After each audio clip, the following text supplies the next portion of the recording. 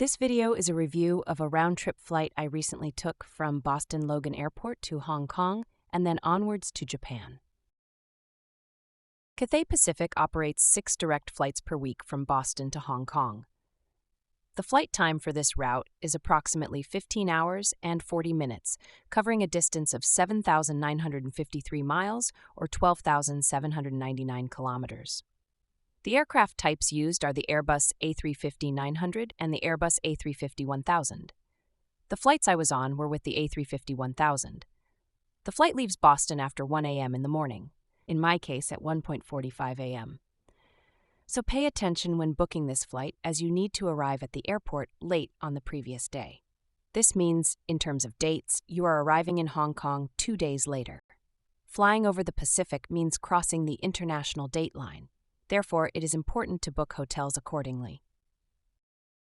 Now, at this late or better early a.m. time, most stores and restaurants at Boston Logan are closed. The flight departs from the International Terminal E, and a few coffee shops were open, but don't plan on having dinner at midnight, as you won't find a place that has not closed for the day. On this route, Cathay Pacific offers one piece of free check-in luggage at a maximum weight of 23 kilograms or 50 pounds.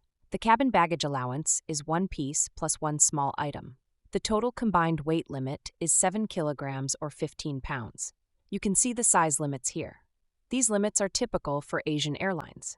I traveled with my Air Travel Pack 3 and the Gregory Easy Peasy Day Pack. In terms of size, I was within the limits, but not in terms of weight. Cathay Pacific does have the size checking racks at the gates, but I did not see the staff asking passengers to verify that their carry-on items were within the limits.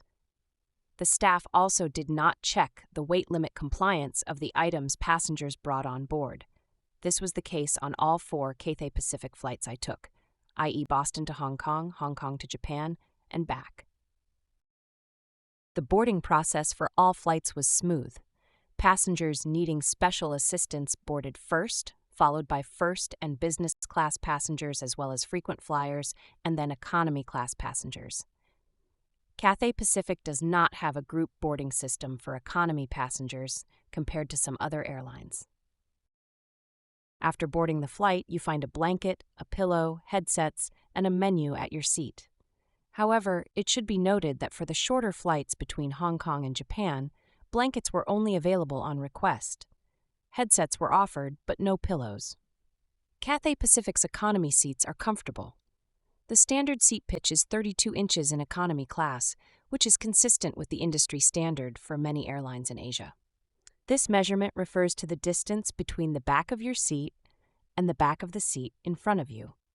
The economy seats are approximately 18 inches wide, and passengers can enjoy about 6 inches of recline. The seats are not only equipped with a standard table, but an additional fold-out rack with a cup holder and place to put a phone or other small item. A comment about the menu. While it looks impressive to get a printed menu in economy class, the food provided on all flights was different from what was listed on the menu. When I asked for the food choice listed on the menu, I was told that it was not available.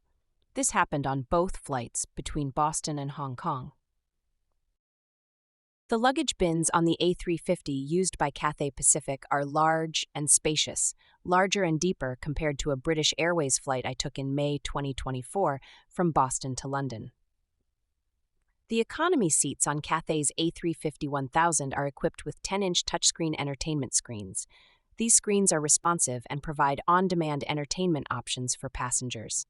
However, the USB charging port at my seat on the Boston to Hong Kong flight did not work. The cup holder in the smaller rack is a really nice feature. On all flights, I had access to a front view and top view camera on the in-seat screen. This was fun to watch, especially during takeoff and landing. About an hour and a half after takeoff, dinner was served. The food was better than that on most U.S. airlines, but still airline food. A nice perk was the Häagen-Dazs ice cream offered with each dinner meal. Mid-flight, small snacks such as cup noodle were offered. Also, each economy class passenger received a small bottle of water. Prior to arrival in Hong Kong, I chose the Asian meal option, which you see here. A note about the route from Boston to Hong Kong. Cathay flies a pole route, first over Iceland and then through Russian and Chinese airspace. On the flight back to Boston, the route was different and went over Japan, the Pacific, and then Canadian and U.S. airspace. The restrooms on all flights were kept clean, and the paper towel bins were emptied regularly. I am making this point because my experience on U.S. airline Trans-Pacific flights has been different. The food served on the flight from Hong Kong to Japan was also quite nice. On my return flight from Hong Kong to Boston, which leaves around 6 p.m. local time, I really enjoyed the camera views. The views from the window were also stunning.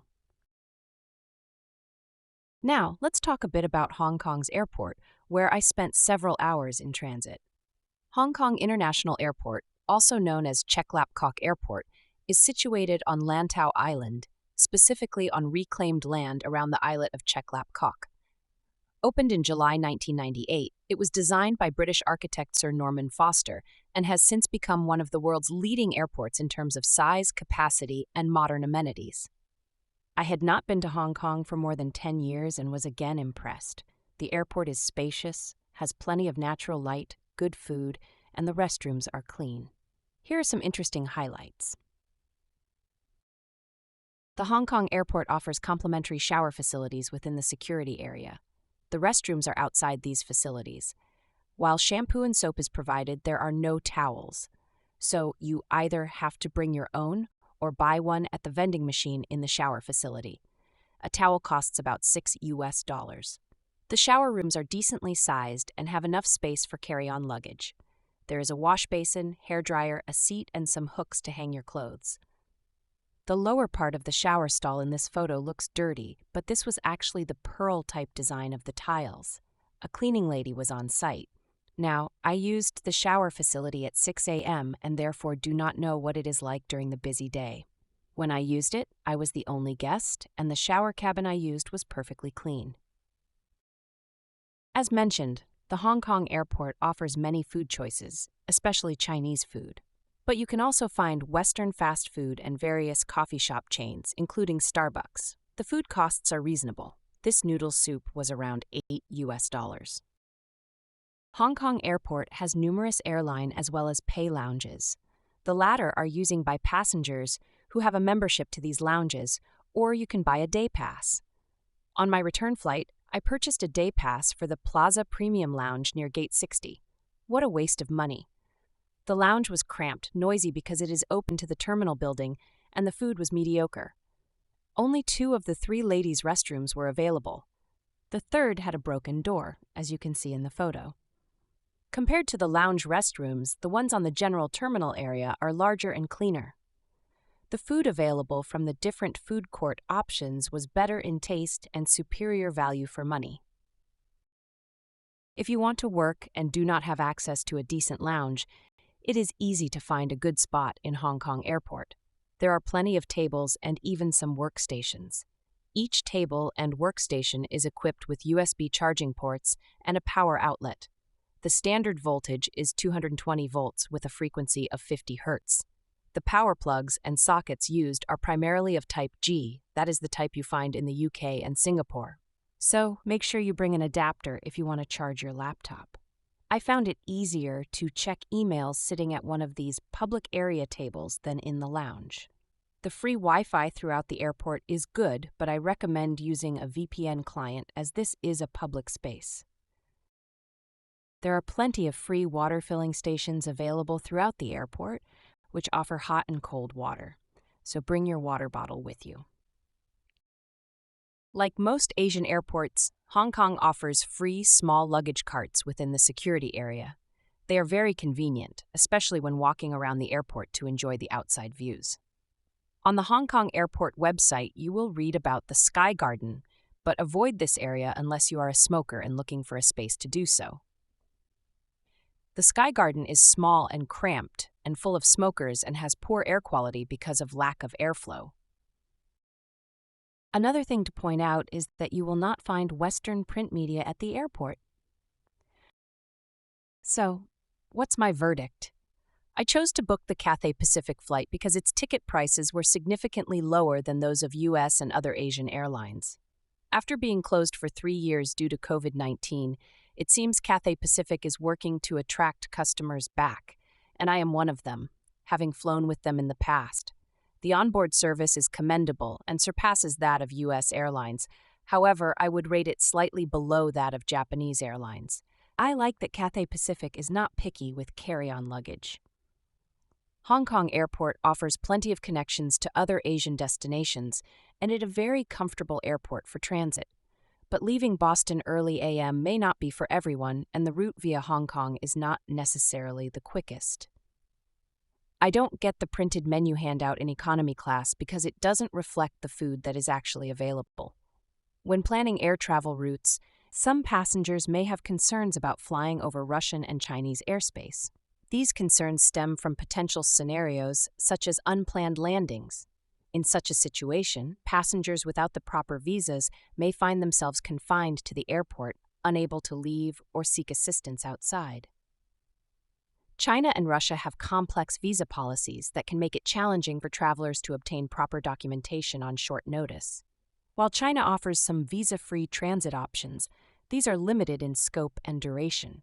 Numerous governments have issued travel advisories cautioning their citizens about visiting mainland China and Russia. Given these considerations, some travelers may prefer flight paths that avoid Russian and Chinese airspace entirely, even if it means a longer journey. Routes over other countries or international waters may provide greater peace of mind for those concerned about potential complications.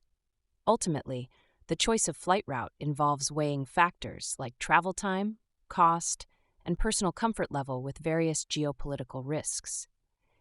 Consulting official travel advisories and understanding visa requirements can help travelers make informed decisions about their itineraries. So there you have it. Happy travels and happy landings.